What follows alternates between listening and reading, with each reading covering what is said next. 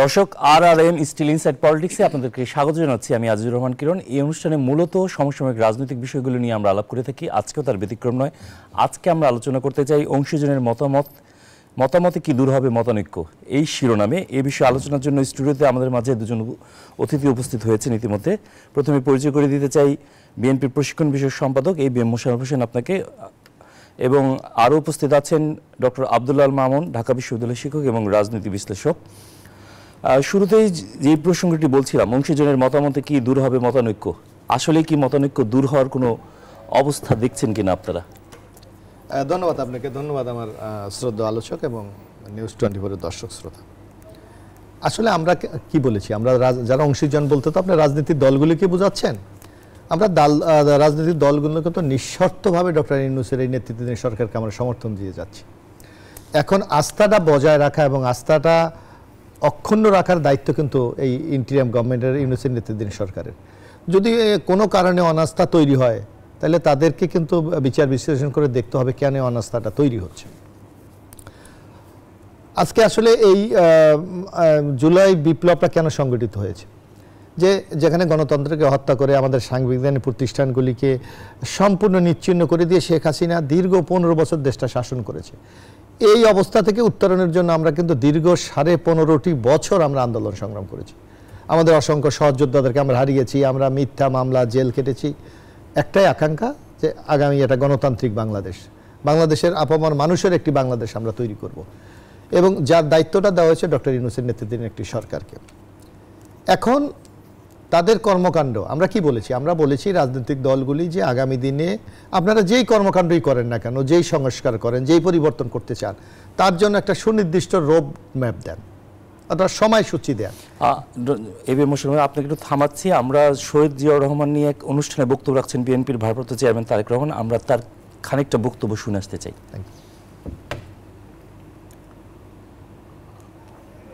কাজ কি, একজন স্টেটসম্যানের কাজ হচ্ছে পরেও দেশের মানুষের, আমরা এই দলকে মানুষের মধ্যে ধরে রাখতে পেরেছি।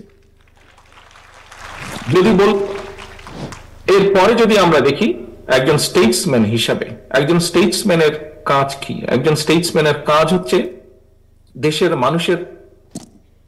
দেশের মানুষকে সঠিকভাবে পরিচালনা করা, দেশকে সঠিকভাবে পরিচালনা করা। একজন স্টেটসম্যানের কাজ হচ্ছে দেশের মানুষের সমস্যার সমাধানগুলো করা। আমরা যদি দেখি এখানে আজকের প্রধান আলোচক নজরুল ইসলাম খান সাহেব, উনি ওনার বক্তব্যে বলেছেন ওনার যেহেতু সরাসরি কাজ করার সুযোগ হয়েছিল শহীদ রাষ্ট্রপতি জিয়াউর রহমান। আরেকটি হচ্ছে প্রবাসীদের রেমিটেন্স। এই দুটোও কিন্তু, এই দুটোতে জিয়াউর রহমান সাহেবের অবদান আছে। এই দুটোকে বাস্তবায়নের জন্য উনি উদ্যোগ নিয়েছিলেন এবং আলহামদুলিল্লাহ সফল হয়েছিলেন। এরপরে অনেকগুলো বছর গিয়েছে, কিন্তু আমরা এখন পর্যন্ত সেভাবে বড় কোনো সেক্টর বের করতে সক্ষম হয়নি যা আমাদেরকে বৈদেশিক মুদ্রায় সাহায্য করবে। কাজে স্টেটসম্যান হিসাবে উনি দেশের বেকারদের কর্মসংস্থানের ব্যবস্থা করেছিলেন। উনি স্টেটসম্যান হিসাবে সমস্যার সমাধান করেছিলেন দেশের বৈদেশিক মুদ্রা। উনি স্টেটসম্যান হিসাবে সমস্যার সমাধান করেছিলেন বহু মানুষের কর্মসংস্থানের ব্যবস্থা করেছিলেন দেশে এবং বিদেশে। এবং শুধু তাই নয়, প্রবাসীদের মাধ্যমে এবং একই সাথে গার্মেন্টস এর যে আজকে যে পোশাক, এর মাধ্যমে আমরা আমাদের দেশকেও বিশ্ব দরবারেও কিন্তু তুলে ধরতে পেরেছি প্রবাসীদের মাধ্যমে। এবং এই গার্মেন্টস শিল্পের মাধ্যমে বহু পৃথিবীর বিলিয়ন্স অফ মানুষ কিন্তু একটি বড় অংশ বাংলাদেশের সাথে পরিচিত আছে। প্রিয় সহকর্মীবৃন্দ, একজন স্টেটসম্যান হিসেবে যদি আমরা অন্যদিকেও দেখি, তাহলে আমরা এখানে উজ্জ্বল সাহেব বলেছেন কিভাবে উনি দেশের শিল্প সংস্কৃতিতে অবদান রেখেছেন। আমরা যদি স্পোর্টসের ক্ষেত্রেও দেখি, সেখানেও তার অবদান আছে। কাজেই আমরা স্টেটসম্যান হিসেবে যদি ওনাকে বিবেচনা করি, সার্কের কথা এসে যায়, সার্ককে বাস্তবায়ন করার মাধ্যমে উনি কিভাবে বাংলাদেশকে বিশ্ব দরবারে তুলে ধরতে সক্ষম হয়েছিলেন। এইভাবে যদি আমরা অনেকগুলো দেখি, এখানে পররাষ্ট্র মন্ত্রণালয় পররাষ্ট্র সচিবের দায়িত্ব পালন করেছেন একজন বক্তা ছিলেন। উনি ওনার বক্তব্যে তুলে ধরেছেন যে কিভাবে স্টেটসম্যান হিসেবে উনি বিশ্ব দরবারে বাংলাদেশকে তুলে ধরেছিলেন। কাজেই প্রিয় সম্মানিত উপস্থিতিবৃন্দ, আমরা একজন রাজনীতিবিদ, একজন সৈনিক, একজন স্টেটসম্যান যেভাবেই দেখি না কেন শহীদ রাষ্ট্রপতি জিয়াউর রহমানকে, বলা যায় প্রায় সকল ক্ষেত্রেই উনি সফল হয়েছিলেন। এখানে ফাহাম ওনার বক্তব্যে একটি কথা বলেছিলেন যে সাধারণত ওই পরিবেশে একজন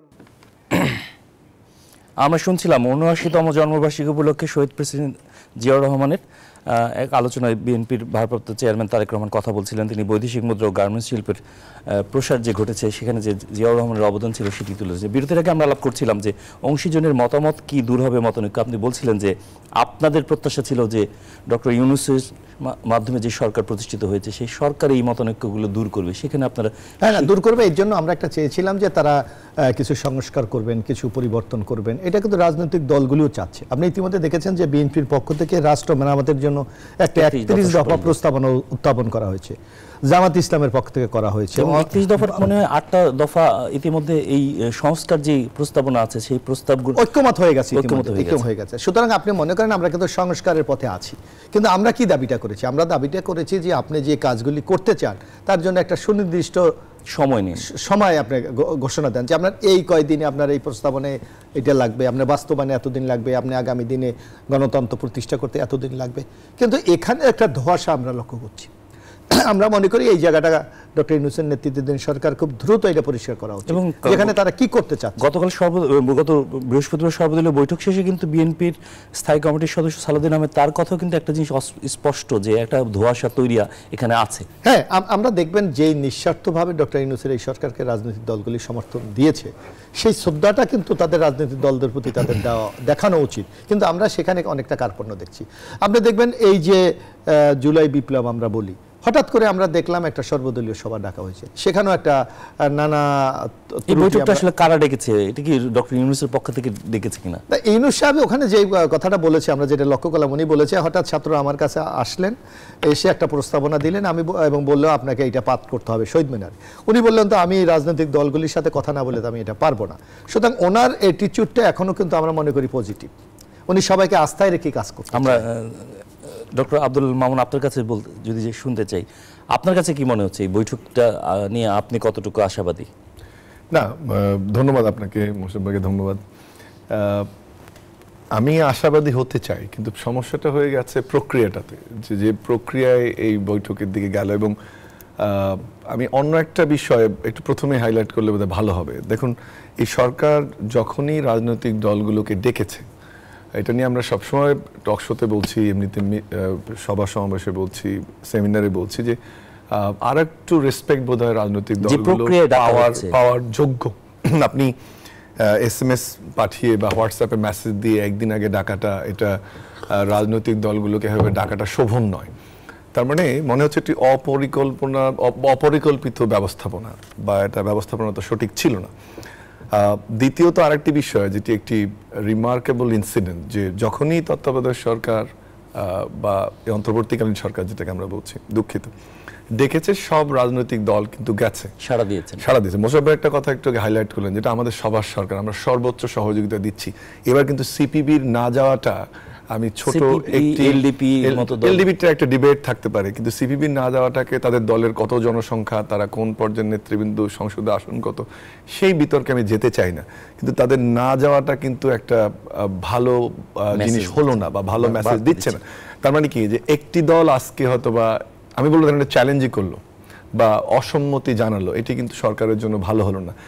কে জানে যে আগামীতে যখন অন্য বিষয়ে ডাকা হবে, এই উদাহরণটিকে সামনে রেখে হয়তোবা অন্য আরেকটি দল আর যুক্ত হবে, যে সরকারের বিভেদ, আর যে কথাটা আপনি বের করার চেষ্টা করছেন, যে এই জায়গাটাতে সরকারকে আমি মনে করি যে আরো সুগঠিত হতে হবে, সুচিন্তিত হতে হবে, এবং কেন এমন যেন না হয় যে তড়িঘড়ি করে ডেকে ফেললাম। এবং অবশ্যই রাজনৈতিক দলগুলো এর চেয়ে বেশি রেসপেক্ট আশা করে বলে আমি মনে করি।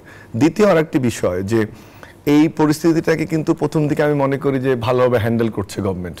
যেমন যেটা মোশাররফ ভাই যেখানে শেষ করলেন, যে আমাকে ধরিয়ে দিয়েছে, পড়তে বলছে, কিন্তু আমি বলছি যে আমি পড়তে পারি না, আমার অন্যদের সাথে কথা বলতে হবে। এবং সরকার আসলে আরেকটি জিনিস একটু গুরুত্বপূর্ণ, 15 তারিখে একটা ডেডলাইন, 31 একটা ডেডলাইন ছিল ডিসেম্বরে, তখন তারা অন্য একটি কর্মসূচিতে গেল, বৈষম্যবিরোধী ছাত্র আন্দোলন। 15 তারিখে ডেডলাইন দিয়েছিল সরকার, কিন্তু 15তে না করে এটাকে 16তে করেছে। আমি বলছি যে রেশারেশি বা ইগো, বাট এটা এক ধরনের ম্যাচিউরিটি, যে বললেই করতে হবে, কথা শুনতে হবে, কারণ সবাই এই আন্দোলনের স্টেক হোল্ডার ছিল। আমি কোনোভাবেই বৈষম্যবিরোধী ছাত্র আন্দোলনের অবদানকে অস্বীকার করছি না, তারা ক্রস লাইনটা পার করেছে। এবং আরেকটা বিষয় যদি খেয়াল করেন যে জি, যারা মাহফুজ আলমের তার কাছে এই সুপারিশগুলো পাঠানোর ব্যাপারে একটা, আমি 4 নম্বর পয়েন্টে যাবো, 3 নম্বর একটা পয়েন্ট যোগ করতে চাই। আপনি যদি মোটা দাগে এই ঘোষণাপত্রের যে আলোচনাটা হচ্ছে সেটা যদি দেখেন, বলছে যে আত্মমর্যাদা, সাম্য এবং সামাজিক ন্যায় বিচার, যেটা মুক্তিযুদ্ধে আমরা পারিনি, সেটার ভিত্তিতে আমরা কাজ করতে চাই। তারপর বলছে যে নির্বাচনের মাধ্যমে 3টি সংসদ গঠিত হয়েছিল সেটি আমরা বাতিল চাই। আমরা ডক্টর ইউনূসের অন্তর্বর্তীকালীন সরকারের যে গভর্নমেন্ট গঠন হয়েছে এটাকে আমরা ওয়েলকাম জানাই। তারপরে ধরেন আরেকটু যদি যাই, যে পরবর্তীতে বলছে যে এবার সংবিধান আর বাতিল চাইনি, বলছে সংশোধন অথবা বাতিল 72-এর সংবিধান। আরো একটু যদি পরে যাই, যে 72 এবং 111-এর পরে 2024-এর যে জুলাইয়ের আন্দোলন, সেটার ক্ষেত্রে আমরা মনে করি যে সেটা আদর্শকে নিয়েই সামনে এগোতে হবে। দেখেন, এই কথাগুলো কিন্তু আমার মনে হয় না মোশাররফ এখানে বসে আছেন উনি খুব বেশি দ্বিমত পোষণ করবেন। সমস্যাটা হয়েছে প্রক্রিয়ায়, যে প্রক্রিয়াটা ঐক্যের জায়গাটাকে নষ্ট করে কিনা, সেই জিনিসটা আমি সামনে আনতে চাই। চতুর্থ যে বিষয়টি, হ্যাঁ হতে পারে এটা আমাদের যিনি উপদেষ্টা আসেন মাহফুজ সাহেব যেতে পারে, কিন্তু আরো ভালো হতো কোন একটা কমিটি গঠন করে সেই কমিটির প্রধান এবং দলগুলো বা কেন এই আমন্ত্রণে সাড়া দিবে। আর একটু হচ্ছে যে সিনিয়র কাউকে দিলে হবে। শুধু তাই না, বলছে 23 বা 24 তারিখে দেখলাম যে জানাতে বলেছে, 24শে জানুয়ারি বোধহয়, আমার ভুল হচ্ছে কি, 23 বা 24শে জানুয়ারি বলছে যে কেউ সাড়া দিতে পারবে, কিন্তু রাজনৈতিক দল আর যে কেউ কিন্তু আপনি একসাথে করতে পারেন না। অবশ্যই বাংলাদেশের সব মানুষই রাজনৈতিকভাবে সচেতন, কিন্তু রাজনৈতিক দলগুলো আবারও একটু, কিন্তু আমি মনে করি যে একটি চিঠি দিয়ে প্রত্যেককে জানালো, তাদেরকে টাইম দেওয়া, তারা যেন এটাতে আসে, সেই আন্তরিকতাটা আরেকটু ভালো হতো, যে সিনিয়র লেভেল এনগেজ করা হতো। ওনার যে পলিটিক্যাল ক্যারিয়ার, অবশ্যই আমাদের যে ছেলেরা এখন উপদেষ্টা হিসেবে আছেন, তাদের যোগ্যতা নিয়ে প্রশ্ন তুলছেন। ইভেন মোশাররফ ভাইয়ের হয়তো ইগোতে লাগবে যে একটা চিঠি আমাকে দিয়ে, গণচিঠি না দিয়ে, ওনার পলিটিক্যাল ক্যারিয়ার সম্পর্কে আমি জানি, বিশ্ববিদ্যালয়ের ছাত্র। এই প্রক্রিয়াগুলো ভুল হচ্ছে, কিন্তু কন্টেন্টটা কিন্তু খারাপ না। আরেকটা প্রশ্ন আসবে যে এই যে আমরা এটা কেন করতে চাচ্ছি এত পরে, এটা 5 মাস পরে, এটা হয়তো আপনি সুযোগ দিবেন, পরে আলোচনা করব, সেটাও কিন্তু হতে পারে, সেখানে নিয়ে কিন্তু কোনো একটা ডিবেট হচ্ছে না। কিন্তু আপনি যদি প্রক্রিয়াতে ভুল করেন, আপনি যদি ওয়ার্মলি কাউকে হাগ না করেন, কাউকে ওয়ার্মলি যদি রিসিভ না করেন, ওয়ার্মলি ইনভাইট না করেন, তখনই কিন্তু সমস্যা শুরু হয়। যেমন এবিএম মোশাররফ হোসেন, আপনার কাছে যদি জানতে চাই, ডক্টর আব্দুল মামুন বলছিলেন যেমনটা, যে এখানে যে প্রক্রিয়ায় আমন্ত্রণ জানানো হচ্ছে, যে প্রক্রিয়ায় চিঠিগুলো দেওয়া হচ্ছে, যে প্রক্রিয়াগুলো আহ্বান জানানো হচ্ছে, সেটা নিয়ে আসলে 36 দিনে যারা আন্দোলন করেছে তারা যদি এই দীর্ঘ 17 বছর বা তারও আগে থেকে যদি আপনাদের রাজনৈতিক কেরিয়ার হিসাব করি, তাহলে তো এটা কন্ট্রাডিক্টরি না। এটা আপনি লক্ষ্য করবেন যে যেই উদ্ভূত পরিস্থিতি হয়েছে, সেখানে কিন্তু ছাত্রদের যেই আপনার বয়স বলেন, অভিজ্ঞতায় বলেন, অনেক ঘাটতি আছে, তারপরে কিন্তু সবাই এটাকে অ্যাকসেপ্ট করেছে। এখন তাদের দায়িত্বটা কি? এখন হলো আমরা একটা আমাদের যে কনস্টিটিউশনের আওতায় কিন্তু আমরা আছি। এখন আমি বাইরে থেকে অনেক কথা বলতে পারি, কারণ আমার কিন্তু এখন কোনো লাইবিলিটি নাই। আমি যে কোনো প্রস্তাবনা দিতে পারি যে কোনো গভর্নমেন্টের ভিতরে, কিন্তু আপনি যখন গভর্নমেন্টের একটা ফ্রেমওয়ার্কের মধ্যে আছেন, তখন আপনাকে কিন্তু অনেকটা হিসাব করে মেপে কথা বলতে হবে। আপনি এখানে যে কথাটা, এখানে ডক্টর মামুন স্যার আছেন, আপনি লক্ষ্য করবেন যে আপনি এখন এই স্টুডেন্টরা কেউ বলতে চাচ্ছে বৈষম্যবিরোধী ছাত্র আন্দোলন, যে আপনার সংবিধান বাতিল করে দিতে হবে। তাহলে এই যে ডক্টর ইউনূস যে সংবিধানের আওতায় শপথ নিয়েছে, তার ভাগ্যটা কি ঘটবে? তাহলে উনি তো বাতিল হয়ে যাচ্ছে। তাহলে উনি কি আবার নতুন বিপ্লবী সরকার হিসেবে তো সে বিপ্লবীভাবে শপথ নেন নাই। এটা সম্পূর্ণ সাংবিধানিক। শুধু তাই না, ডক্টর ইউনূসরা তো এই আন্দোলনের সাথে সম্পৃক্ত ছিলেন না, তারা নাই নিয়েছে আলাদা। কিন্তু যে 3 জন উপদেষ্টা হয়েছে, তারা তো জানে এই প্রক্রিয়াটা কিভাবে হয়েছে, তারা কেন এই প্রস্তাবে সম্মতি দিল। আর এখন তারা যে কথাবার্তা বলছে, টোটালি তাদের যে পজিশন, এই পজিশনের সাথে এটা টোটালি কন্ট্রাডিক্টরি। এটা হতে পারে না। হ্যাঁ, সংবিধান চেঞ্জ হতে পারে, অলরেডি 16 বার হয়েছে। আমরা যে কোনো ক্ষেত্রে, বরং একটা জায়গায় তো আমাদের চরম রিজিট, আমরা যে এটা চেঞ্জ হতেই হবে, সেটা দেখেন আমাদের আর্টিকেল 7-এ যদি যান, স্যার নিচে খেয়াল করবেন, সেখানে হলো এই রাষ্ট্রের মালিক হলো জনগণ। তো সে জনগণের মালিকের ক্ষেত্রে একটা পরিবারকে আপনি তো সুরক্ষা দিতে পারেন না। আপনি আর্টিকেল 7-এর যদি আপনি ক খ গতে যান, সেখানে দেখবেন যে শেখ পরিবারকে এখানে প্রোটেক্ট করা হয়েছে, তাদেরকে বিশেষ মর্যাদা দেওয়া হয়েছে। তো এই সংবিধান কোনোভাবে চেঞ্জ করা যাবে না, কারণ সংবিধান তো সারা ওয়ার্ল্ডে আপনি দেখেন, আপনি যে কোনো সময় জনগণের ইচ্ছার অভিপ্রায় আপনি পরিবর্তন বলছে এই সংবিধান কেউ পরিবর্তন করতে পারবে না, যদি করে তার সর্বোচ্চ শাস্তি যাবজ্জীবন হবে। তো এইগুলি তো সম্পূর্ণ অগণতান্ত্রিক, আমরা এইসব জায়গায় তো অবশ্যই অ্যাড্রেস করতে চাই। কিন্তু আপনি যদি এই ফ্রেমওয়ার্কের মধ্যে কনস্টিটিউশনাল ফ্রেমওয়ার্কের মধ্যে থেকে আপনি যদি অসাংবিধানিক কথা বলেন, সেটা জনগণের মধ্যে তো একটা নেগেটিভ নিউজ যায়, মানে নেগেটিভ মেসেজ যায়। এই ক্ষেত্রেও আমার মনে হয় এই ইন্ডিয়ান গভর্নমেন্টে যারা আছে তাদেরকে এই ব্যাপার খুব কেয়ারফুল হতে হয়। আরেকটু আপনি কথা বলছিলেন যে এই যাদেরকে দাওয়াত করা হয়েছে, আমরা দেখেছি একটা সংগঠনের জেনারেল সেক্রেটারি প্রকাশ্যে মিডিয়ায় বলেছে যে এতগুলি দায়িত্বপ্রাপ্ত লোকগুলি ওখানে গিয়েছে, তাদের জন্য এক গ্লাস পানি অথবা একটা চাও ব্যবস্থা করা হয়নি। এটাও তো একটা অসৌজন্যতা। এই জিনিসগুলি আগামী দিনে খুব কেয়ারফুলি হ্যান্ডেল করা উচিত। জনাব আব্দুল রহমান, আপনার কাছে যদি জানতে চাই, আমরা সামাজিক যোগাযোগ মাধ্যম সহ বিভিন্ন মাধ্যমে যেটা দেখতে পাচ্ছি, একটা সাধারণ প্রশ্ন যেটা হচ্ছে রাজনীতিতে এদের অবস্থান, মানে তাদের যে কথাবার্তা বা যে অ্যাটিটিউড, সেটা নিয়ে আসলে রাজনীতিতে এদের অবস্থান অর্জনই বা কতটুকু, এমন প্রশ্ন তৈরি হচ্ছে জনমনে। আমার মনে একটু আপনার এটাতে যাওয়ার আগে আরো 2-3টা লাইন আমি যোগ করতে চাই, যেটা কেন এই জিনিসটা নিয়ে ছাত্ররা চাচ্ছে। আমার মনে এই জায়গাটা একটু আলোচনা কম হচ্ছে, যে কি চায় তারা। আমার ধারণা যে তাদের মধ্যে মূল তাড়নার জায়গাটা একটা হচ্ছে ক্রেডিট, যে টু সিকিউর দ্য ক্রেডিট, স্বীকৃতি চাচ্ছে। স্বীকৃতি চাচ্ছে। যে স্বীকৃতিটা কার কাছ থেকে? দুটো এলিমেন্ট, একটা হচ্ছে যে জনগণের কাছ থেকে এবং রাজনৈতিক দলগুলোর কাছ থেকে। আর তৃতীয় হচ্ছে যখন সরকারের টেবিলে চলে গেল, তাহলে সরকারিভাবে হলে আরো একটা এলিমেন্ট যোগ হলো, সরকারও এটাতে যুক্ত হয়ে গেল। এটা গুরুত্বপূর্ণ। এবং আমার মনে হয় যে সবার সঙ্গে যেভাবে আমরা এই আন্দোলনের ক্রেডিটকে ভাগ করার কথা, সেভাবে যদি হয় কারো বিতর্ক থাকার কথা না, সেটি গুরুত্বপূর্ণ। আপনি বিবেকদের কথাটা বলছিলেন। দ্বিতীয়ত হচ্ছে যে সম্ভবত আইনগত একটা ভিত্তিকে এটার সাথে রিলেট করা, যে শুধু ডিক্লারেশনটা না, পরবর্তীতে এটা যে পরিবর্তিত সংবিধান বা কোনো ফর্মে সেটাকে রেখে দেয়া, যেন তাদের এই ক্রেডিটটা লিগ্যাল ফ্রেমওয়ার্ক থাকে। আমি জানি না আমি কতটুকু সঠিক বা আমার কতটুকু ভুল হচ্ছে। আমার ধারণা সরকারেরও এক ধরনের লেজিটিমেসি গেইন করার একটা ইন্টেনশন এখানে থাকবে, যদি ভবিষ্যতে কোনো প্রশ্ন ওঠে, যেটা মোশাররফ ভাই বললেন যে সংবিধানের মধ্যে থাকা, যদি প্রশ্ন ওঠে তাহলে এটা সেকেন্ড ডিফেন্স হতে পারে, যেটা একটা ডিক্লারেশন হয়েছিল, হয়তোবা সে কারণে কনভিন্স হয়ে গভর্নমেন্ট এটা করতে পারে। এরপরে আসি যে আপনি যে প্রশ্ন, তার মানে এই অবজেক্টিভগুলো আমার মনে হয় যে মূল অবজেক্টিভ। আরেকটা হচ্ছে যে পলিটিক্যাল গেইন ইটসেলফ, যে আমরা যেহেতু তারা একটা রাজনৈতিক দলের দিকে যাচ্ছে, 4 নাম্বার যে গেইনটা আমার মনে হয় যে রাজনৈতিক দলের দিকে গেলে তারা এটাকে তখন ডেমনস্ট্রেট করতে পারবে যে this is the revolution outcome, যেটা 1971 এপ্রিলে হয়েছিল, 27 এপ্রিল, ওরকম একটা কোনো কিছু আমরা সামনে আনলাম। এটা আমার একটা অ্যানালাইসিস যে এই কারণে হয়তো বা এটাকে বারবার সামনে আনা হচ্ছে। এরপর আসি দ্বিতীয় যে বিষয়টি আপনি বললেন, যে জনপ্রিয়তা, রাজনৈতিক অভিজ্ঞতা, ভাষার ব্যবহার, সেটি আমার যতদূর মনে পড়ে, যেহেতু উনিও সরাসরি এই আন্দোলনে অংশগ্রহণ করেছেন বিশ্ববিদ্যালয়ের শিক্ষক হিসেবে, আমার সীমাবদ্ধতা থাকা সত্ত্বেও আমরা এই আন্দোলনের সম্মুখ সারিতে ছিলাম। এই আন্দোলনের তখনকার যে আলাপ আলোচনা বা আমাদের সাথে কথা বলার ধরন, তাদের যে স্প্রিট বা এখনকার যে কথাবার্তা, অবশ্যই তার মধ্যে আমি পার্থক্য দেখি। এবং আমি আশা করি যে আরেকটি জায়গায় প্রবলেমটা হচ্ছে যে কেন সামাজিক যোগাযোগ মাধ্যমে আলোচনাটা আরো বেশি হচ্ছে। প্রথম দিকে আমরা দেখতাম আমাদের এই শিক্ষার্থীরা আমাদের পুরো রাজনৈতিক বন্দোবস্তর নিয়ে কথা বলতো। এখন মনে হচ্ছে একটি দল, বা আমি বলেই ফেলি যে অতিরিক্ত বিএনপিকে আক্রমণ করে কথাবার্তা বলা হচ্ছে। সেটি কিন্তু আমি ব্যক্তিগতভাবে একজন শিক্ষক হিসেবে, এই আন্দোলনের কর্মী হিসেবে কাম্য নয়। আমি চাই এই শিক্ষার্থীরা যে 17 বছরের জগদ্দল পাথর, যেটা অনেক নির্যাতন, নিপীড়নের পরে, অনেক রাজনৈতিক কর্মীর আত্মত্যাগের পরে এটা হয়েছে এবং তারা লাইন ক্রস করেছে, তারা এই কাজটি এখানে করবে যে যখন তারা ক্রেডিট নেবে বা যখন ভাষার ব্যবহার করবে, তখন যেন এটা এমন না হয় যে একটি দলের বিপক্ষে যাচ্ছে। আমি চাই যে তারা পুরো যে রাজনৈতিক বন্দোবস্ত তার বিপক্ষে কথা বলুক। এটার আরেকটা কারণ আছে, দেখেন মোটা দাগে যে সমস্যাটা তৈরি হচ্ছে সেটি হচ্ছে যে যদি রাজনৈতিক দল এই শিক্ষার্থীরা গঠন করতে না চাইতো, নাগরিক কমিটি পর্যন্ত সীমাবদ্ধ থাকতো, তাহলে কিন্তু তিক্ততার যে পর্যায়টা আমরা এখানে দেখছি, ব্যারোমিটারে এভরি ডে আমরা দেখছি পারদটা উপরের দিকে উঠছে, তাহলে কিন্তু সেটা সে জায়গায় যেত না। এখন এটা সমাধানটা এটা আসলে সেটা হচ্ছে যে রাজনৈতিক বন্দোবস্তের বিরুদ্ধে যদি কথা বলে তারা যে নতুন রাজনৈতিক দল করতে চাচ্ছে, আসলে সেটা যেন লাভ হবে।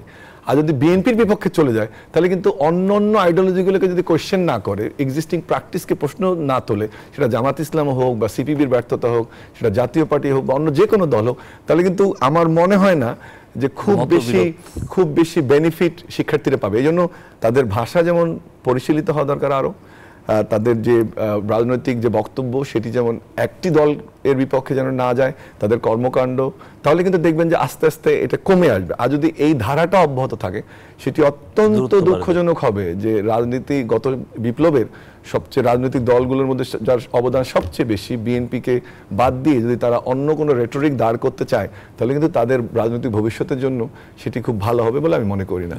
মোশাররফ হোসেন, আপনি যদি বলেন যে ক্রেডিট দিতে কি আপনাদের মধ্যে কোনো কোনটা? না, আমরা ছাত্রগণ অভ্যুত্থান তো আমরা বলি, আমরা তো ক্রেডিট দিতে আমাদের মধ্যে কোনো কার্পণ্য নাই, কিন্তু এখানে একটা প্রশ্ন কিন্তু এখন বারবার উঠছে। আপনি দাবি করছেন আপনি কোনো রাজনৈতিক সংশ্লিষ্টতা নাই, আপনি কাউকে বেশি আপনার অ্যাডভান্টেজ পাবে, কেউ পাবে না, এইটা আমরা কিন্তু এই ইন্টারিম গভর্নমেন্টের কাছে আশা করি না।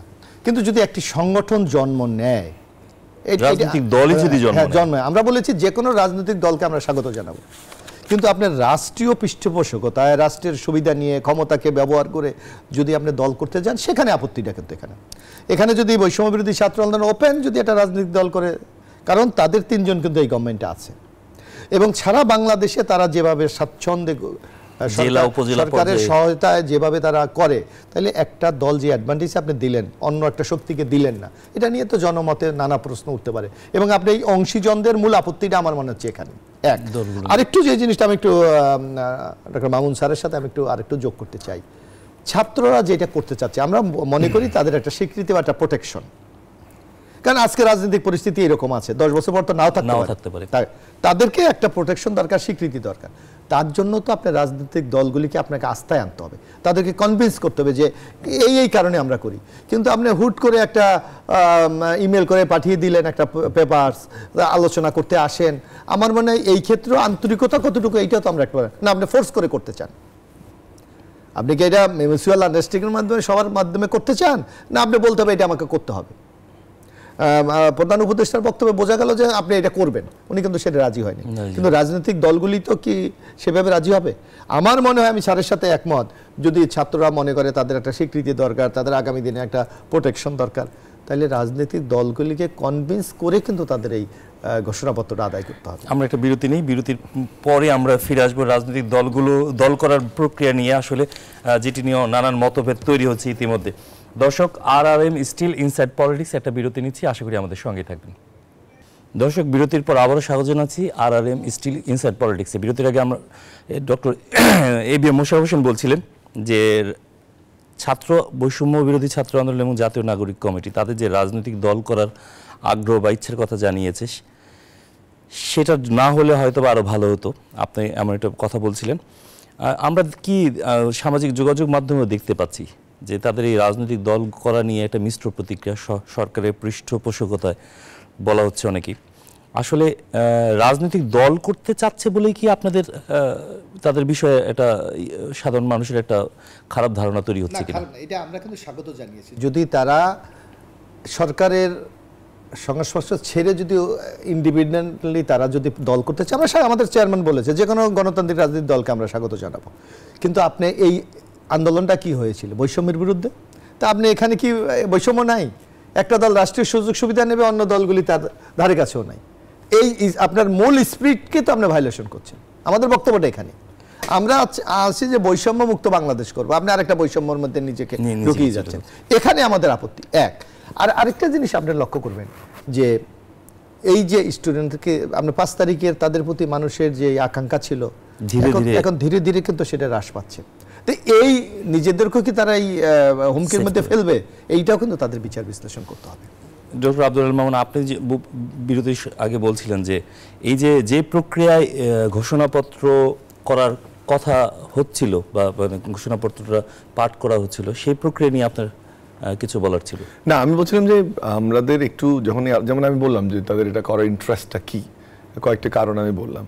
আমি উল্লেখ করতে চাচ্ছিলাম যে এটি পৃথিবীর ইতিহাসে এটি কিন্তু নতুন কোনো ঘটনা না, কিন্তু যখনই প্রক্লেমেশন অথবা ডিক্লারেশন যেটাই হয়েছে সেটা কিন্তু এক ধরনের কনসেনসাসের ভিত্তিতে হয়েছে। যে প্রশ্নটি আপনি যে অনুষ্ঠানের আজকে নাম দিয়েছেন যে কোনো রকম বিভেদ বা ঐক্যটা হবে কিনা, সেই জায়গাটাতে আমি বলতে চাচ্ছিলাম যে 1776 যদি ইউএস এর ডিক্লারেশন অফ ইন্ডিপেন্ডেন্স আমরা দেখি, সেটাও কিন্তু হোপ, অ্যাসপিরেশন, ফিলসফিক্যাল পজিশন, যেটার সাথে আমাদেরও 71-এর ডিক্লারেশনটাও মেলে, আবার এবারের যে কথাবার্তাগুলো সেটাও মেলে। এরপরে দেখেন যে 1789-এ ফরাসি বিপ্লবের পরের যে ডিক্লারেশন, সেটাতেও যে প্রথম মানুষকে একটা যে রাজতন্ত্র, তার বাইরে মানুষের যে মানুষ হিসেবে স্বীকৃতি, সেটাও কিন্তু ডিক্লারেশন বা একটা মেগনা কার্টার বলতে পারি এটা আমরাকে, সেটাও কিন্তু এসছে কনসেনসাসের ভিত্তিতে।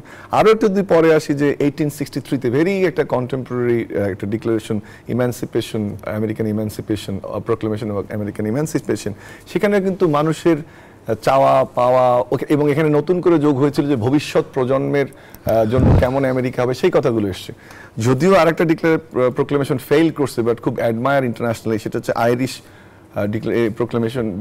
প্রোক্লেমেশন অফ ইন্ডিপেন্ডেন্স বা অ্যাসপিরেশন। সেটাও কিন্তু এই কনসেনসাসের ভিত্তিতে হয়েছে, যদিও ওটা পরবর্তীতে ম্যাটেরিয়ালাইজ হয়েছে। কিন্তু এখানে যদি আপনি কনসেনসাস তৈরি করতে না পারেন, তাহলে কিন্তু এই ডিক্লারেশন আপনি করতে পারেন না নীতিগতভাবে। কারণ একটা কথা এসছে, যদি কেউ এটাকে আমরা সাপোর্ট নাও পাই, আমাদের ভুল না হয়ে থাকে, একটা স্টেটমেন্ট বোধহয় এসছে, তাহলে তারা নিজেরাই সেটা ঘোষণা করবে। আমি কোনোভাবেই আজকে যে অনুষ্ঠানটার নাম এটি, এই জন্য আলোচনাটা এখানে রাখছি আমি, যে কোনোভাবেই আমরা দেখতে চাই না, কারণ পৃথিবীর ইতিহাস এটা বলে না। আমাদের যে সংক্ষিপ্ত ইতিহাস, সেটা 90 বলি, সেটা 111 বলি, এটা আমাদের এটার কথা আমরা বলি না। সো আমরা এরকম কোনো কিছু দেখতে চাই না যে বৈষম্য বিরোধী ছাত্র আন্দোলন নিজেই শুধু এটা ঘোষণা করছে। তার থেকে আমার মনে হয় যে সরকার আরও এটাকে লিড নেবে, প্রক্রিয়াটাকে আরও সুন্দর করবে, এবং যেন সবার কনসেনসাসের ভিত্তিতেই একটা ডিক্লারেশন হয়। তাহলে নাহলে কিন্তু এই প্রোক্লেমেশন বা ডিক্লারেশনও, যেটা বললাম, শুধু আমাদের ইতিহাসে না, পৃথিবীর ইতিহাসেও কিন্তু একটা প্রশ্নবোধক চিহ্ন থেকে যাবে। ওই জন্য ওদিকে না যাওয়াটা নিরাপদ। এবি মুশাররফ হোসেন, আপনার কাছে যদি জানতে চাই যে বেশ কয়েকটি সংস্কার, 4টি সংস্কার কমিটি তাদের সুপারিশ দিয়েছে। তার মধ্যে সংবিধান সংস্কার কমিটি 7টি, নির্বাচনী ব্যবস্থা সংস্কার কমিটি 16টি, পুলিশ সংস্কার কমিটি 15টি এবং দুদক প্রায় 47টি সুপারিশ দিয়েছে। বড় দাগে যদি বলি, সংবিধান সংস্কার কমিটি নিয়ে আমরা যতটুকু দেখতে পেয়েছি, তারা 7টি সুপারিশ করেছে।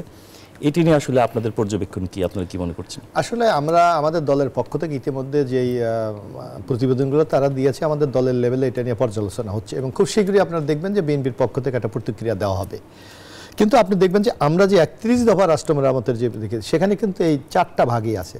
আপনার সাংবিধানিক সংস্কার কি হবে, আইনি কি হবে, তারপর আপনার আমাদের ব্যবসা বাণিজ্যের ক্ষেত্রে কি হবে, আমাদের বিচার বিভাগ কি হবে, সামাজিক সমৃদ্ধির ক্ষেত্রে প্রত্যেকটা বিষয় কিন্তু আমাদের উদাহরণ। শুধু তাই না, এই সংস্কারকে আমরা আরও সহযোগিতা করার জন্য, আরও ত্বরান্বিত করার জন্য আপনি জানবেন যে আমাদের দলের পক্ষ থেকে ইন্ডিভিজুয়ালি প্রত্যেকটা বিষয়ের উপর কিন্তু আলাদা আলাদা সংস্কার প্রস্তাব আমরা জমা দিয়েছি। আপনার 61 দফা মানে একটা সুপারিশ ছিল, ওইটা আলাদা। কিন্তু আপনি দেখবেন, যেমন আপনি স্থানীয় সরকার, আমাদের বিচার বিভাগ কি হবে, আমরা একটা সংস্কার প্রস্তাব দিয়েছি। আমাদের পুলিশ সংস্কার কি হবে আমরা দিয়েছি। আমাদের পররাষ্ট্রনীতি কি হবে আমরা, এগুলি কিন্তু আলাদা আলাদা আমরা করে দিয়েছি, যাতে সরকারের কাজের সহযোগিতা হয়। সুতরাং আমরা প্রত্যেকটা ক্ষেত্রে কিন্তু আমরা সহযোগিতা করে যাচ্ছি, যাতে এই সরকারের যে পদক্ষেপগুলি, এগুলি দ্রুত বাস্তবায়ন করা যায়। কিন্তু সেক্ষেত্রে আমরা লক্ষ্য করছি যে নানা কথা বলা হচ্ছে। না, আমরা জানেন, আপনি যে কোনো, আপনি যদি বাস্তবায়ন করেন, স্যাররা তো আমাদেরকে পড়ান, যে কোনো প্রজেক্ট যদি আপনি বাস্তবায়ন করতে চান, short term, mid term, long term আপনি করবেন। কিন্তু এখন যে কথাগুলি উচ্চারিত হচ্ছে, এগুলি কি এই যে বাস্তবায়নের ক্ষেত্রে সামঞ্জস্যপূর্ণ না? বলা হচ্ছে যে বিচার না হওয়া পর্যন্ত। বিচার তো একটা সাংবিধানিক প্রক্রিয়া, আইনি প্রক্রিয়া। আপনি তথ্য উপাত্ত সংগ্রহ করবেন, কালেক্ট করবেন, উপস্থাপনা বিচার করবেন, এটা দীর্ঘ প্রক্রিয়ার ব্যাপার। বিরোধিতা করছি না, আপনি কি দ্রুত তাহলে বিচার শেষ করে দিতে চান, মব জাস্টিসের মতো? না, ওই প্রক্রিয়া কিন্তু আমরা যেতে চাই না। যার কারণে আমার মনে হয় ডক্টর ইউনূসের নেতৃত্বাধীন এইটা সরকার, যে তারা কি কি করতে চায় তার একটা রূপরেখা জাতির কাছে উপস্থাপন করতে পারে, করে কোনটা তারা এখন বাস্তবায়ন করবে জাস্ট নাও, সেটা তারা শুরু করতে পারে। মিড টার্মটা তারা দিক নির্দেশনা দিতে পারে, এবং ভবিষ্যতে বলতে পারে যারা আপনারা ক্ষমতা আসেন লং টাইমে এইগুলি আপনারা শুরু করবেন। এইটা আপনার একটা প্রক্রিয়া হতে পারে মিউচুয়াল আন্ডারস্ট্যান্ডিং এর মাধ্যমে। কিন্তু আপনি যদি বলেন যে বিচার না হওয়া পর্যন্ত কোনো নির্বাচন হবে না, তাহলে কি আগামী 20 বছর নির্বাচন হবে না? ডক্টর আব্দুল্লাহ মামুন, আপনার কাছে যদি জানতে চাই, দেশের সাংবিধানিক নাম, মূলনীতি বদল নিয়ে বিশিষ্টজনরা আপত্তি জানিয়েছেন এই সংবিধান সংস্কার কমিটির সুপারিশের সার সংক্ষেপ নিয়ে। আপনার আসলে কি বলবার আছে যে এই আপত্তিটা আসলে কতটুকু যৌক্তিক? না, যেটা দুইভাবে দেখতে হবে। এটা তো প্রস্তাব দিয়েছে, এবং এটা এখন তো জাতীয় ঐক্যমত্য কমিশন হবে, সেখানে আলোচনা যাবে। এবং আরেকটা জিনিস ভালো যে প্রত্যেকটি দল কিন্তু কুইক রিয়াক্ট। আমি প্রথম আলোর একটা রিপোর্ট দেখছিলাম যে তারা ইনভেস্টিগেট করার চেষ্টা করেছে রাজনৈতিক দলগুলোর বক্তব্য, কিন্তু কেউই কিন্তু রিয়াকশন স্ট্যান্ড দেয়নি, বলছে যে আমরা একটু সতর্ক, এবং সেটাই হওয়া স্বাভাবিক, সেটা অন্য দাম। তবে একটা জায়গায় জনতন্ত্র এবং গণপ্রজাতন্ত্রী, এটার একটা ব্যাখ্যা আমার মনে হয় যে এই জায়গাটাতে কি ঐক্যমত্য হবে আমি জানি না, বাট ওই গণপ্রজাতান্ত্রিক যে ব্যাখ্যাটা দেয়া হচ্ছে যে এটা একটা প্রজাতন্ত্রের কর্মচারী হয়ে থাকা বা অধস্তন হয়ে থাকে এবং জনতন্ত্র সহ 3 ধরনের প্রস্তাব দিয়েছে। এইগুলো এই জায়গাটা কোনো বড় ইস্যু হবে বলে আমার মনে হয় না। ধর্মনিরপেক্ষতা এইটাতেও কোনো বড় ইস্যু হবে না। দেখতে হবে যে মূল যে জায়গাগুলোর কথা বলা হচ্ছে, যে মেজর চেঞ্জেস গুলো, সেগুলোতে আসলে এই প্রস্তাব দিয়ে তো লাভ নেই, রাজনৈতিক ঐক্য হতে হবে।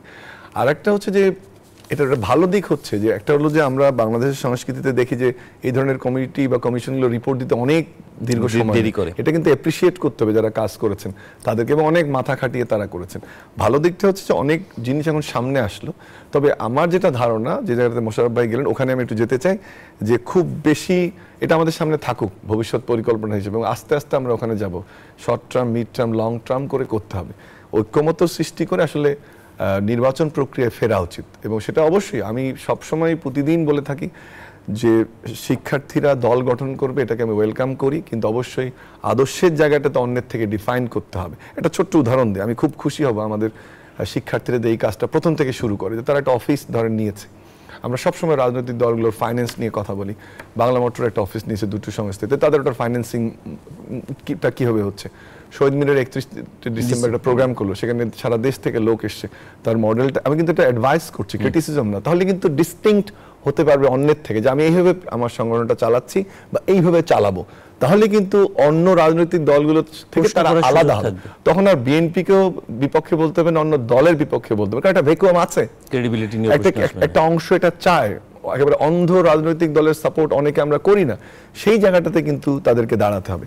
কেন নির্বাচনের কথাটা আমি বললাম, আমি জানি না আপনার কতটুকু সময় আছে। দেখেন, আমাদের কিন্তু ওয়ার্ল্ড ব্যাংকের কালকে বোধহয় রিপোর্টটা এসছে যে আমাদের ইনফ্লেশন বাড়বে, অর্থনীতির গ্রোথ স্লোতে হবে, ইনভেস্টমেন্ট কমবে। তো এই আন্দোলনটা যে জন্য আমরা করলাম, তার মূল শব্দটা তো বৈষম্য, এবং তার মূল আরেকটা শব্দ আছে সাবঅর্ডিনেট, সেটা হচ্ছে চাকুরি। তো যদি আমাদের লং টার্ম ইকোনমি সাফার করে, তাহলে যে বাচ্চাগুলো আন্দোলন করলো, এটা তো 3-4 জন নেতা বা 4 জন উপদেষ্টা করেনি, এটা অনেকেই করেছিল, তাহলে তারা কি সবাই বিশেষ হবে না? তাহলে অর্থনীতির স্বাস্থ্য যদি ভালো না থাকে, তাহলে কিন্তু আমাদের যে শিক্ষার্থীরা আগামী 2-3-4 বছর বের হবে, তারা কিন্তু সাফার করবে। কেন? এফডিআই এর যে পরিমাণ সেটি কমে গেছে, এমনি আগের থেকেও কম ছিল। আমাদের লোন রিকভারি কিন্তু কম হচ্ছে, যদিও ব্যাড লোন এগুলো রিকভার করতে অসুবিধা হবে। তারপরে আপনার লোকাল ইনভেস্টমেন্ট স্ট্যাগনেন্ট হয়ে আছে। আন্তর্জাতিক যারা দাতা সংস্থা এবং আমাদের যারা উন্নয়ন সহযোগী, তারাও কিন্তু সিদ্ধান্তহীনতায় আছে। কয়েকটি দেশ তো বলেই দিয়েছে যে আমরা সরাসরি পলিটিক্যাল গভর্নমেন্টের সঙ্গে কাজ করতে চাই। আমাদের বড় ডোনার ধরেন জাপান, তাদের প্রজেক্ট ইমপ্লিমেন্টেশন বিনিয়োগও কমেছে। বিনিয়োগ হয়তো বললাম যে ফরেন ডাইরেক্ট ইনভেস্টমেন্ট কমেছে, দাতাদের সাহায্য কমছে, এদিকে আমরা ভ্যাট বাড়াচ্ছি, আবার বলা হচ্ছে বাজেটের আকার কমিয়ে আনা হবে। সবকিছু কিন্তু আমাদের অর্থনীতিতে চাপ ফেলবে, সেটি কিন্তু কোনোভাবেই আমাদের শিক্ষার্থীদের জন্য ভালো কিছু নয়, সাধারণ জনগণের জন্য অবশ্যই। এই জন্য অবশ্যই তারা দল করুক, কিন্তু দ্রুত নির্বাচন হোক, অবশ্যই সংস্কার হোক, কিন্তু দ্রুত নির্বাচন। বিরতি যেতে হচ্ছে, বিরতির পর নির্বাচন প্রসঙ্গে কথা বলবো। দর্শক, RRM স্টিল ইনসাইড পলিটিক্স একটা বিরতি নিচ্ছি, আশা করি আমাদের সঙ্গে থাকবেন। বিরতির পর আবারও স্বাগত জানাচ্ছি RRM স্টিল ইনসাইড পলিটিক্সে। বিরতির আগে কথা বলছিলাম নির্বাচন প্রসঙ্গে, যেতে চাই এবার এবিএম মোশাররফ হোসেন, আপনার কাছে একটা অভিযোগ আমরা দেখছি বিভিন্ন মহল থেকে সামাজিক যোগাযোগ মাধ্যমে ঘুরছে, এবং বৈষম্য বিরোধী ছাত্র আন্দোলনের পক্ষ থেকে বিশেষ করে অভিযোগটি করা হচ্ছে যে বিএনপির ভাবনায় শুধুই ভোট। আসলে কি ভোট, এই ভাবনাটা হওয়াটা কি ভুল না সঠিক? না, একটা রাজনৈতিক দলের চাহিদা কি রায়টা পাওয়া। তো রাজনৈতিক দল জনগণের পক্ষে কথা বলবে, এই স্বাভাবিক। দীর্ঘ 15.5 বছর বাংলাদেশের মানুষ ভোট দিতে পারেনি। আপনাকে একটা হিসাব আমরা প্রায় বলি, আপনি 18 বছর বয়স হলে তো আপনি ভোটার হবেন, আর এই 15.5 বছর কত হয়? 33 সালে যেই তরুণ বা তরুণীর বয়স 33 বছর, সে ভোট কি এটা জানে না। তার মধ্যে একটা চরম আকাঙ্ক্ষা যে সে একটা ভোট দেবে, সেই হিসেবে বৈষম্য বিরোধীতে তো এই আকাঙ্ক্ষা আরো বেশি হওয়া উচিত। কিন্তু সেখানে কি আমরা সেটা দেখি না, বরং একটা সময় ক্ষেপণের কেমন যেন একটা নানা কৌশল অবলম্বন করা হচ্ছে। আরেকটি জিনিস আমরা দেখবেন যে আমরা তো চ্যালেঞ্জ দিয়ে বলি যে আমরা সংস্কারের জন্য প্রকাশ্যে যে প্রস্তাবনা উত্থাপন করেছি, সরকার কি এখন পর্যন্ত করেছে? এই যে কমিটি করা হচ্ছে, আমরা তো প্রকাশ্যে বলছি এই আমরা চাই, এখানে লুকোচুরি তো কিছু নাই। বরং আপনি দেখেন বিএনপি, এবার আমি তো বিএনপির একজন কর্মী হিসাবে না, আমি বরং একজন নাগরিক হিসাবে বিএনপিকে আমি ক্রেডিটটা দিতে চাই। বিএনপি যদি মনে করেন বাংলাদেশের যে পরিস্থিতি, বাংলাদেশ সবচেয়ে বড় দল, আমরা এটা তো সবাই স্বীকার করে, বৈষম্যরাও স্বীকার করে, সরকারও স্বীকার করে, তাহলে স্বাভাবিক ক্ষেত্রে আগামী নির্বাচনটা যদি ইনশাআল্লাহ অবাধ সুষ্ঠু নিরপেক্ষ হয়, বিএনপি একটা অ্যাডভান্টেজ পেতে পারে, এটা তো স্বাভাবিক। সেখানে বিএনপি কি বলেছে যে আমি যদি এককভাবে নির্বাচনে জয়যুক্ত হই, আমি ন্যাশনাল গভর্নমেন্ট করব। এর চেয়ে বড় সংস্কার আপনি কি চান? বিএনপি বলেছে কি হবে সেটা বিএনপি বলেছে বাংলাদেশের যে আমরা দেখেন প্রধানমন্ত্রীকে আমরা জানি যে তার ক্ষমতা অসীম, সেখানে বলেছে প্রধানমন্ত্রী, রাষ্ট্রপতি এবং সংসদের ক্ষমতার মধ্যে ভারসাম্য করা হবে। বলেছে 2বারের বেশি কেউ প্রধানমন্ত্রী হবে না। বলা হয়েছে যে আমরা শুধু 300 এমপি না, সমাজে আরো যারা এই যে স্যার আছে উচ্চ কক্ষ তৈরি করে তাদের যে অবদানটাকে এনে রাষ্ট্রের কাজে লাগানো হবে। এবং এই যে প্রত্যেকটি ব্যাপার, এই যে ছাত্র আন্দোলন করছে, বিএনপি বলেছে আমরা তো কর্মসংস্থান সৃষ্টি করবই, পাশাপাশি যদি আমাদেরকে রাষ্ট্র পরিচালনার দায়িত্ব আমরা পাই, তাহলে 1 বছর পর্যন্ত বেকারদের আমরা বেকার ভাতা দেব, এবং টোটাল বাজেটের শিক্ষা খাতে আমরা জিডিপির 5% আমরা দেব। 1.9% হাইয়েস্ট উঠছে এখন, 1.8%। আপনি এই যে সংস্কারগুলি আপনি দেখেন, তারপর আপনি দেখেন সংসদ বলছে কার্যকরী হয় না, যে প্রধানমন্ত্রীর নির্দেশে চলে। সেখানে আমরা বলেছি আর্টিকেল 70 4টি ক্ষেত্রে প্রযোজ্য হবে না: আস্থা ভোট, বাজেট, আপনার সরকারের ওই যে কোনো অ্যামেন্ডমেন্ট, এবং হলো স্টেট সিকিউরিটি। তো এছাড়া আপনি যে কোনো, এর বাইরে আর কি থাকে? আমরা শেষ করতে এই যে বিএনপির এই যে মনোজগতে একটা বিরাট পরিবর্তন, অনেকে মানুষ বলে যে মানুষ শেখে না। আমাদের পক্ষে কি বলা হয়েছে, দীর্ঘদিন আমরা ক্ষমতায় ছিলাম, বাইরে ছিলাম, এর অভিজ্ঞতার ভিত্তিতেই 31 দফা প্রণয়ন করা হয়েছে। একটা উপলব্ধি একটা দলের। আব্দুল আল মামুন, আপনার কাছে যদি শেষ জানতে চাই যে ঘরে বাইরে ভোটের চাপ বাড়ছে, রাজনৈতিক দলগুলো দ্রুত নির্বাচন চাচ্ছে, বিপরীত মেরুতে বৈষম্য বিরোধীরা, আসলে সরকারের এই ক্ষেত্রে, অন্তর্বর্তী সরকারের এই ক্ষেত্রে কি করণীয় বলে আপনার মনে হচ্ছে? আমার মনে হয় যে সরকারকে বুঝতে হবে যে তাদের চয়েস কোনটা হবে। যে এই দেশের মানুষ যেমন একদিকে নির্বাচন বঞ্চিত হয়েছে, অন্যদিকে আমরা, এটা আমাদের সবার সরকার, সব দলের সরকার, কিন্তু যে এক্সপেকটেশনটা ছিল সেটা কি পুরোপুরি ডেলিভার করা গেছে? সাধারণ মানুষ 2-3টা জিনিস চায়। একটা হলো দ্রব্যমূল্য ঠিক থাকবে, আইন শৃঙ্খলা পরিস্থিতি ঠিক থাকবে, সে রাস্তাঘাটে একটা ভালো ট্রাফিক ব্যবস্থা, একটা শান্তিময় পরিবেশ চায়। এর বাইরে কিছু চায় না আসলে সাধারণ মানুষ। কিন্তু ট্রাকের পেছনে যখন, টিসিবি ট্রাকের পেছনের সারি যখন লম্বা দেখি প্রতিদিন আমি বিশ্ববিদ্যালয়ে যাওয়ার পথে, বা আমি নিজে এখন রাতে ভয় পাই ক্যাম্পাসে যেতে আমার বাসার থেকে, এটা আমি সরকারের পুরো দোষ দিচ্ছি না, সিস্টেমটার কথা বলছি। বা দ্রব্যমূল্য কোথায় চলে গেছে আমরা দেখছি, চেষ্টার কোনো ত্রুটি আছে বলে আমি মনে করি না। কিন্তু একটা রাজনৈতিক গভর্নমেন্টের যে অ্যাডভান্টেজ, যে বিভিন্ন স্ট্রাকচারে তাদের লোক, বিভিন্ন সিস্টেমে তারা চেইন অফ কমান্ড, এখানে একটি নাই। সো চয়েসের জায়গাটা আসলে সরকারকে নিতে হবে। সেই চয়েসের জায়গাটা থেকে আমি বলি, আমার ব্যক্তিগত মতামত হলো যে দ্রুত নির্বাচনী বোধ এখন সবার কাম্য। এখন সেটি কতটুকু সময় নিয়ে, আমি কিন্তু একটা জিনিস প্রতিদিনই বলি, আমরা আজকেও বলি যে একেবারে এই অবস্থায় রেখে নির্বাচন কোনোভাবেই কাম্য নয়। অবশ্যই প্রয়োজনীয় সংস্কার, সেটা নির্বাচন কমিশনে, পুলিশে, বিচার বিভাগে, আমলাতন্ত্রে, সেটা যদি আমরা সুযোগ হাতছাড়া করি তাহলে কিন্তু সেটা সুখকর হবে না। কিন্তু এমন একটা জায়গায় যেতে চাই না এইসব করতে করতে যে একটা নির্বাচন হয়ে গেল কিন্তু সংস্কারগুলো হলো না, সেই জায়গাটা কিন্তু সরকারকে বুঝতে হবে। প্রশ্ন আছে জনমনের, অবশ্যই। সেই জন্য আমরা চাই যে সংস্কারগুলো, জরুরি সংস্কারগুলো করে নির্বাচন হোক, এবং সেখানে যদি ছাত্ররা দল গঠন করে রাজনীতিতে আসতে চায়, আমি এটার কোনো অসুবিধা দেখি না, কিন্তু তার জন্য যেন ডেট পেছানো না হয়। ডক্টর আব্দুল মামুন এবং এবিএম মোশাররফ, আপনাদের দুজনকে অসংখ্য ধন্যবাদ আজকে ইনসাইড পলিটিক্সে থাকার জন্য। দর্শক, এই আলোচনার মাধ্যমে আমরা যতটুকু বুঝলাম যে মতানৈক্য ভুলে গিয়ে আসলে নির্বাচনের পথে হাঁটার জন্যই সব মহলের একটা চেষ্টা। সব মহল বলছে যে নির্বাচন হলে হয়তোবা যে কাঙ্ক্ষিত যে আন্দোলন হয়েছে সেটি আসলে আন্দোলনের সুফল রক্ষা করতে পারবে। আপনাদেরকে সবাইকে ধন্যবাদ জানাচ্ছি RRM ইনসাইড পলিটিক্স থেকে।